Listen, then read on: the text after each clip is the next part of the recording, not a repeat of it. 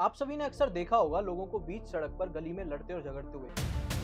ज्यादातर लड़ाइयों के पीछे दो वजह होती हैं, एक तो जमीन और एक दूसरा लड़की। लेकिन वहीं दूसरी ओर बात करें तो कुछ ऐसी लड़ाइयां भी होती हैं जिनकी कोई खास वजह नहीं होती, लेकिन नौबत मर्डर पर आ जाती है। अगर आपने ध्यान दिया हो, आपको पता लग गया होगा कि मर्डर जैसे बड़े क्राइम करने के लिए भी एक वजह चाहिए। अब वजह चाहे जो भी हो, बदला लेना या बहुत कुछ। लेकिन वहीं अगर मैं आपको कहूं कि कोई बंदा ऐसा भी है जो अनजान लोगों का मर्डर करता है क्योंकि उसको सिर्फ सुकून मिलता है, उससे खुशी होती है, आपको ये जानकर कैसा लगेगा? आम भाषा में हम इन लोगों को सीरियल किलर्स के नाम से।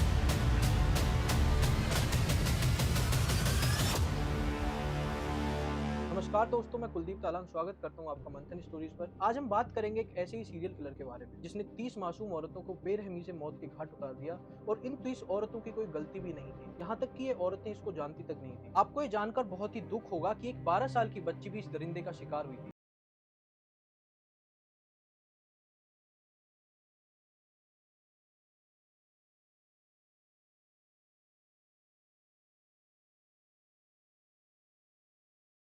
के बारे में मैं आपको बताता हूँ।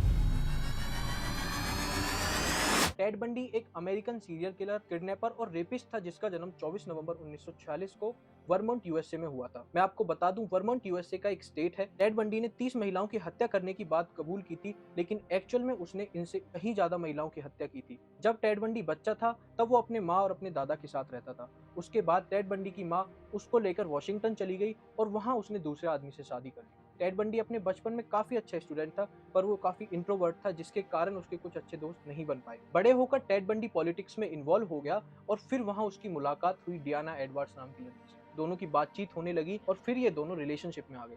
लेकिन ये रिलेशनशिप ज्यादा दिन तक टिक नहीं पाया, जिसके चलते उस लड़की ने टेड बंडी को छोड़ दिया। अब क्या होना था, शैतान का दिल टूट गया और वो फिर अपने आप में ही मगन रहने लगा। शायद हो सकता है कि टेड ने अपने अंदर कुछ सुधार किए हों, जिसके चलते डियाना एडवर्ड्स की टेड बंडी पर फिर से नजर पड़ी और दोनों फिर से रिलेशनशिप में आ गए। आपने अक्सर ये सुना ही होगा कि एक बार जो ग्लास टूट जाए वो दोबारा पहले जैसा नहीं जुड़ सकता। ऐसा ही कुछ हुआ इन दोनों के साथ और इनका फिर से ब्रेकअप हो गया। बस यहीं से शुरुआत होती है हत्याओं की कहानी की।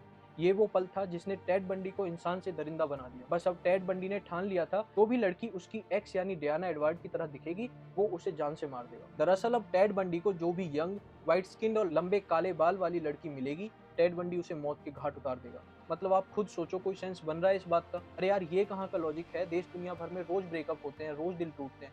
इसका मतलब ये तो नहीं कि आप अपनी भड़ास उन मासूम लड़कियों पर निकालोगे, शायद जिनकी कोई गलती भी नहीं और जो आपको जानती तक नहीं। चलिए कहानी को आगे बढ़ाते हैं। टेड बंडी ने अपनी पहली हत्या को अंजाम दिया 4 जनवरी 1974 को, जब वो जोनी लेंज नाम की लड़की से मिला। 18 साल की जोनी के कमरे में जबरदस्ती घुस गया और अब देखिए इस दरिंदे ने क्या किया।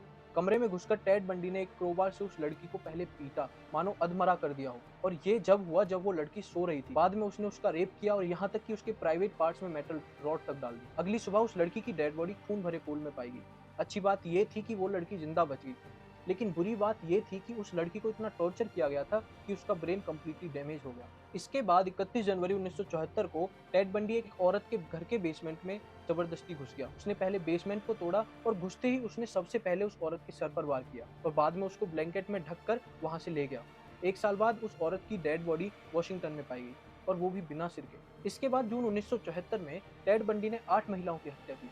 जून में टेड ने दिन दहाड़े एक पार्क से, और वो भी लोगों के सामने, जेनिस ओट और डेनिस को किडनैप कर लिया। इसके बाद टेड यूता चला गया। मैं आपको बता दूं, यूता यूएसए का एक स्टेट है। यूता पहुंचकर बंडी ने लॉ पढ़ना शुरू किया और फिर उसने अक्टूबर 1974 में अपना पेशा फिर से शुरू कर दिया। बंडी ने अक्टूबर में 3 लड़कियों को किडनैप किया और फिर उनको जान से मार दिया, जिनमें से एक लड़की एक पुलिस ऑफिसर की बेटी थी। नवंबर 1974 की 8 तारीख को बंडी एक और लड़की को बोलता है कि वो पुलिस ऑफिसर है और बंडी उस लड़की को कार में बैठने के लिए बोलता है। सरप्राइजिंगली वो लड़की मान भी लेती है कि वो एक पुलिस ऑफिसर